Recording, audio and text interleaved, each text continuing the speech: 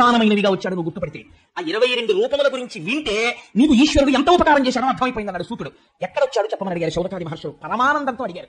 ఆయన అన్నారు, క్షీరసాగరమునందు శయనించి లోకుల యొక్క అన్ని విషయములను యోగ నిద్రలో తెలుసుకుంటున్నటువంటి మూర్తిగా శంఖచక్ర గదాధరుడై నాభికమలము నుంచి చతుర్ముఖ బ్రహ్మగారు పుట్టగా కదిలిన బాహు పదంబుల కంకణ రమము సూప అంటారు పోతన గారు. ఇలా చేతులు కదులుతుంటే ఆయన వేసుకున్నటువంటి మణికంకణముల యొక్క ధని కలుగుతుంటే ఆయన పాదాన్ని లక్ష్మీదేవి ఒత్తుతున్నప్పుడు ఆయన కొంచెం ఇలా అనేటప్పటికీ ఆ పాదములకు పెట్టుకున్నటువంటి నూపురముల యొక్క ధని కలుగుతుంటే పచ్చని పీతాంబరం కట్టుకున్నవాడై తెల్లటి శంఖాన్ని చేతిలో పట్టుకుని కుడి చేతిలో చక్రం పట్టుకుని గద పట్టుకుని పద్మము పట్టుకుని శేషుడి మీద పడుకున్నటువంటి ఆ శ్రీ మహావిష్ణువు ఉన్నారే శ్రీమన్నారాయణుడు. ఆ శ్రీమన్నారాయణుడు ఈ లోకమంతటికి ప్రధానమైనటువంటి స్వామి. అటువంటి స్వామి ఆ నారాయణ తత్వము ఆ నారాయణ మూర్తి అందరికీ గోచరమయ్యేవాడు కాదు. ప్రతివాడి మాంసనేత్ర మనకు కనపడడు.